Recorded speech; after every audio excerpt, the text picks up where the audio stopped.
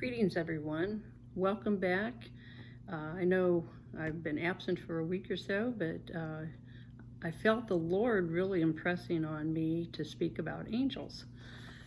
Recently, I was on a ministry trip, and as my son was taking me to the airport, I saw a truck. It was a food truck, and it was a really big food service truck, and the license plate number was 1341. Now, if you followed Bob's ministry at all, you know that his number was 341. And of course, we would look for that every time we traveled or just everyday life, really. It was like a signpost to us. And especially on a ministry trip, we knew that God was sending us, but that there would be something special that was going to happen, miracles, healings, deliverance, there'd be something extraordinary. So we always looked for that. So this spoke to me, especially where I was going, that the Lord was with me, everything was in order, and the fact that it was 1341 spoke to me about Matthew 1341, and that's the angels that gather. And I want to read that. In Matthew, the Lord is speaking about the wheat and the tares and the parable of the sower. And then he speaks here about, in verse, it's 1341, he said, the Son of Man will send out his angels, and they will gather out of his kingdom all things that offend and those who practice lawlessness. Now, I found that rather significant. Like I said, as I was going to minister, the Lord gave me a message to deliver this to this particular region. But seeing that, I knew that the Lord had a purpose in that also. And it is a time of harvest, and he is sending out his angels to gather all forms of offense. Now, back in last year, on March 24th of 2020, I had an angelic encounter and with the Lord as well in my backyard. And I want to share that with you. I think I talked about it one other time, but this was exactly 14 years from the date that Bob had the encounter with the breakthrough angel. But I'm going to tell you what I had last year. And from my home, I have a patio and then a backyard, and there's a little creek that runs at the back side of the yard. So what I saw first were these two angels. They were face to face, and it looked like they had scrub boards, and their arms were going up and down. They were standing in that water, and their hands were going up down really quickly on the scrub boards. And they said that they had washed in the same stream for 17 years, and now it was time for change. So I believe there has been a change that's taken place, and I feel like things have been redirected. Now, from that, seeing them, then like midway between the creek and my patio, I saw the Lord standing there, and he had like a little fire going, like a spit, and he had the fish on the spit, just like in John 21. And this is what he said. He said, it's the morning of a new day, and he had prepared these fish for us. Now we must eat it. And the question he was asking is, do we or don't we? So see, that's a question for all of us. It's harvest time. The harvest is plentiful, but are we willing to take care of those fish? Bob would say that the saints are the fish cleaners, because we're fishing, we're fishers of men, right? So some of the fish we catch are not going to be clean. They're going to need deliverance. They're going to need a miracle to get off their drugs, and a lot of them are going to come out of prostitution. So are we willing to take care of these fish? So that's what the Lord was saying. It was the fish he's prepared. He loves everybody, and there's a lot of people walking in darkness. They're going to need us to bring deliverance to them. So are we ready to eat them or not? Well, clean them. So Now, so I have the two angels that are in the water, cleaning, they're ready for a change. And then I have the Lord with the fish on the spit. And then immediately, there were two angels, two tall male angels, standing beside me and the Lord. And they looked like farmer angels. Okay, they had overalls on. Angels can look any way the Lord wants them to. But this is what they said. They were standing side by side, and they said, we have 50 years of battle left in us. Okay? 50 years. And immediately, Wisdom was standing there, and she said that these are the angels of promise. That's their name, promise and hope. And they had to give her a report. And this is what they said. They said they had been reassigned to America for this time. America needs hope, and she must stand on the promise that God formed this nation on godly principles and morals. No flu and no virus can take her under. No political party shall render her powerless. So immediately following that, the Lord spoke, the Father spoke, and he said that he had reassigned these two angels as a promise and a hope, that he is alive and still on the throne. America needs to once again believe that I am God. Now that was a powerful encounter. He spoke to me later regarding promise and hope, and he said that promise relates his plan and hope declares it. I know he said declare, I think you could even say decrees his word. He said these two angels were fierce during World War II. They stood aside the Army headquarters and spoke peace. They stood in the trenches and spoke peace. They accompanied the soldiers up the hill and down the other side. And that made me think of,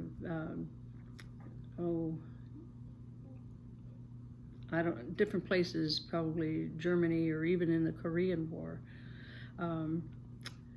You see, these two angels work together for good. Promise relates my plan and hope declares it. One cannot work without the other. So they've been reassigned here to America. And I believe it's for the purpose of the harvest, because we are in that time of harvest. I remember Bob saying that he believed that harvest would begin in 2012 and it would be in full swing by 2020. I think a lot of times that we are looking for something to happen in a different way than what it does. And when you're in a time of revival, or harvest time, it's just different. You don't even recognize it because you're going through it. You're not really looking for it. We're looking for it to come one way, and it comes another. Now, I wanted to share also about the breakthrough angel. Back on March 24th of 2006, it was just prior to Bob and I getting married. We were at a conference up in, where were we? Asheville. And Bob he didn't really run. I was going to say he was running down the hall, but he come down the hall real quick and knocked on my door, and he said, I had a dozen angels in my room. I'm like, what? And he started telling me about the breakthrough angel. There were 11 angels plus breakthrough, and it was kind of like a V formation, and breakthrough was in the front. And he said they looked just like an ordinary man, kind of blue jeans, and the way he described it reminded me of Willie Nelson, had a little rag on his head and what have you, but he said he just looked like a regular guy. But this breakthrough angel, he had traveled in Nigeria with Benson Idahosa.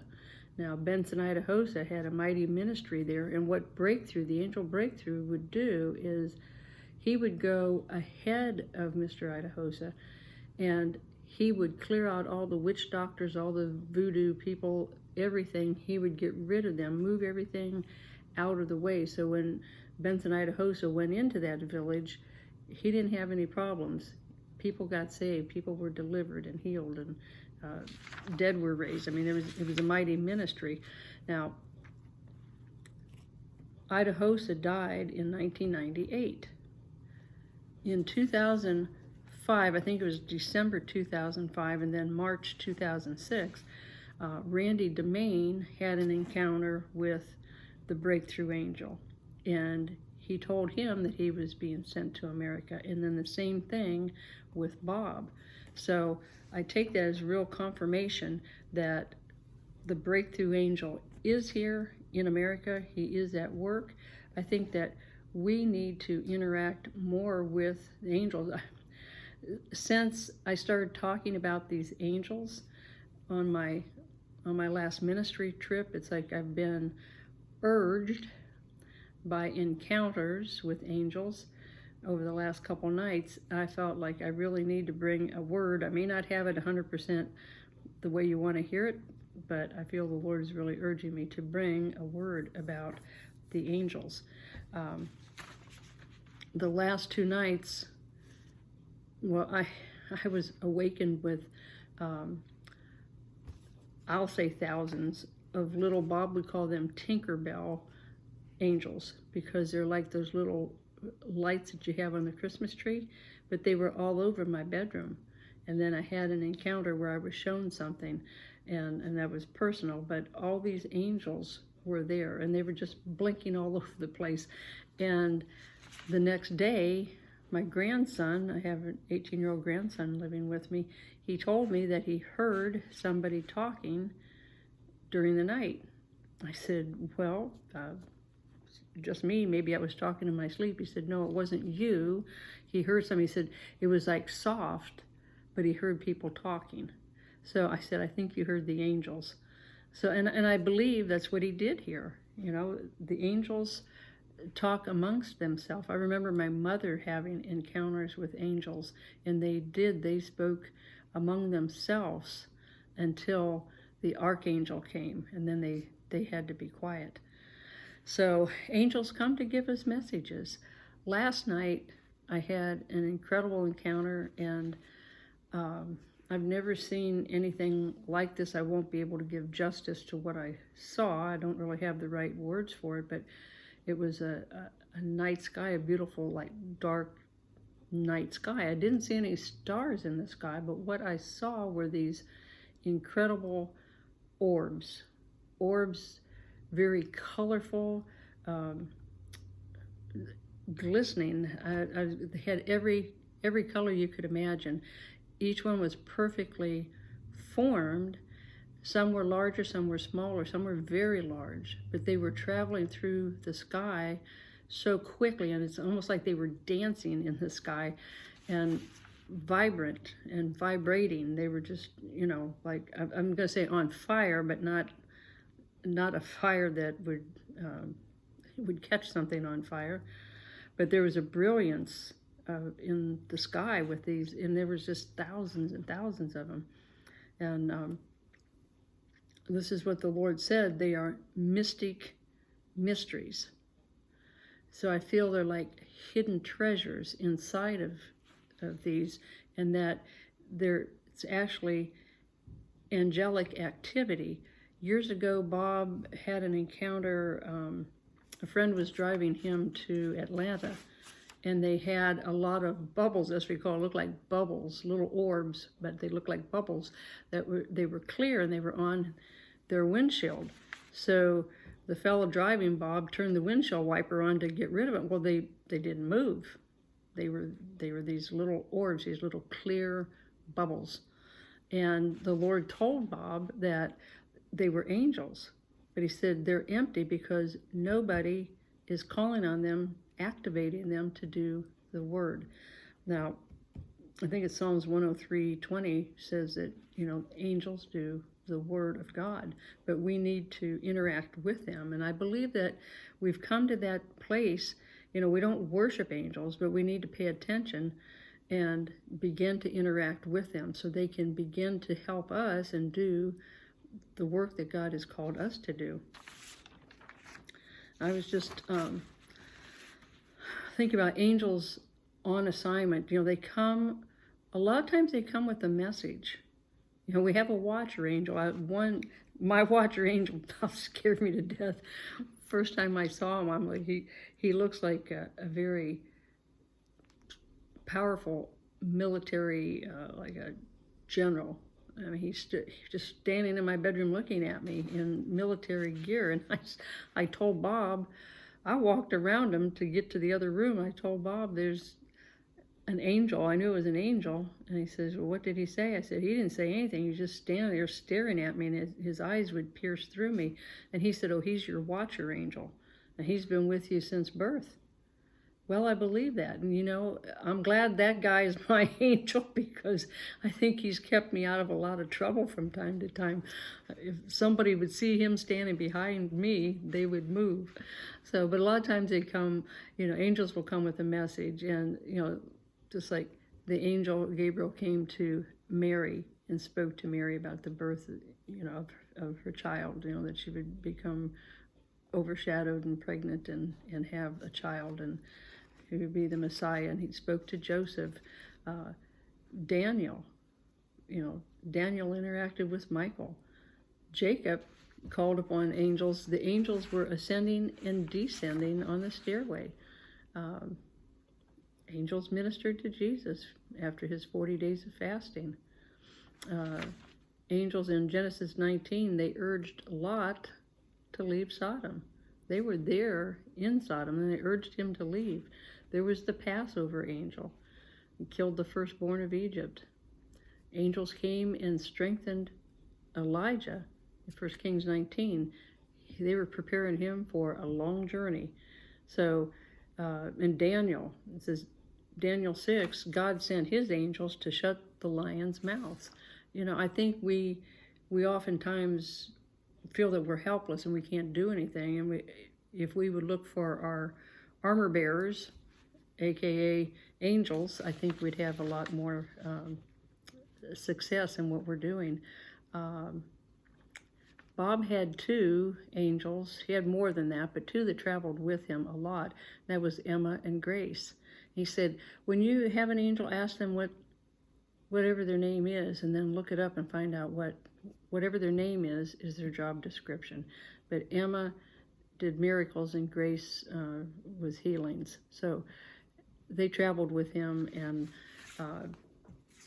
I think that's why he had a lot of success in his ministry, is because he depended on them.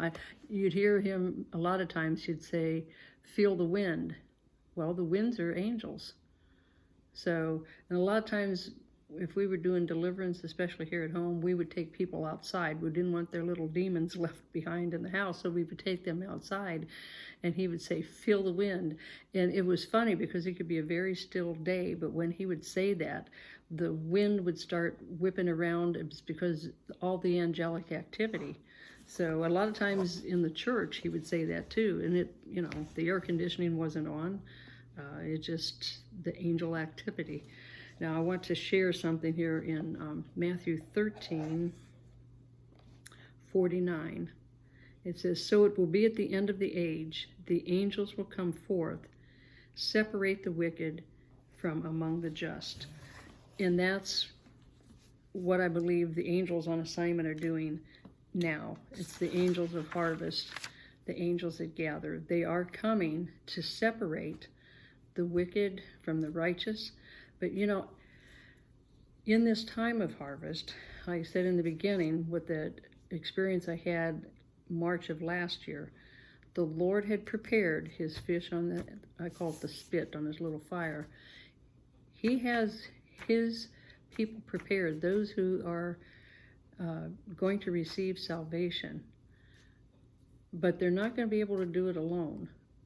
It may be you who will minister to them. Don't just walk by somebody.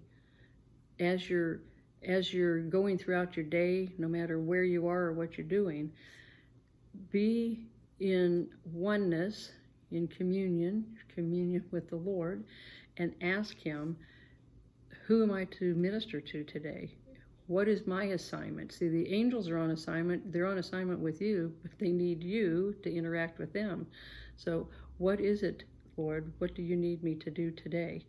And, it could be somebody sitting on a street corner. I remember the Lord sending me to a shopping mall.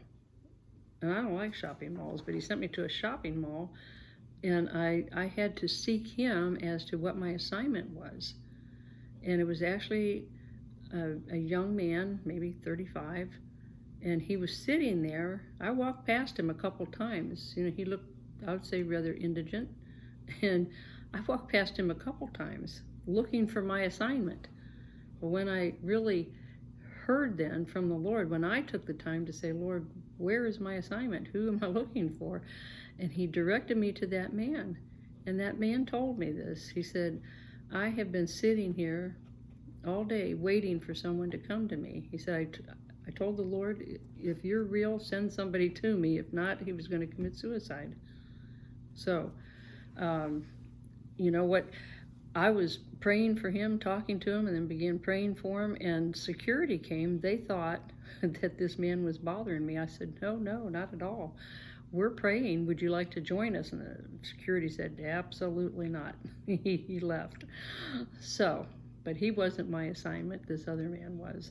So you never know what your assignment may be, but we need to be able to be those fish cleaners, okay? Some of them won't be very clean fish, all right? Some of them you may need to take to the river and dunk them a couple times to get them clean. But do what you need to do. Be in agreement with God. Interact with the angels. And remember, it's time of harvest. The angels go out and gather all forms of offense out of the way, so it makes it easy for you to minister. That's what I really felt happened this past weekend. When I went on my assignment where the Lord sent me, it was, I'm going to say, basically smooth sailing, because I knew that He sent me. The people had done intercession prior to me coming, and I know that the Lord had sent His angels ahead of time to clear out the opposition. So I hope that blessed you today. I'm just looking forward to what the Lord has next. These orbs were so exciting last night that I can't say that I understand it all. I don't. But I felt it was such a brilliance of color and power, just a vibrance in each of them. And like I said, they were different sizes. I figured it was probably for different people in ministries, and I don't know. But the Lord said they're mystic mysteries, hidden treasures. So I pray and I hope that each of you get one, okay? And interact with your angels. Ask their names and look up to see what their name means, okay? Well, till next time, be blessed, and we will talk to you later. Bye-bye.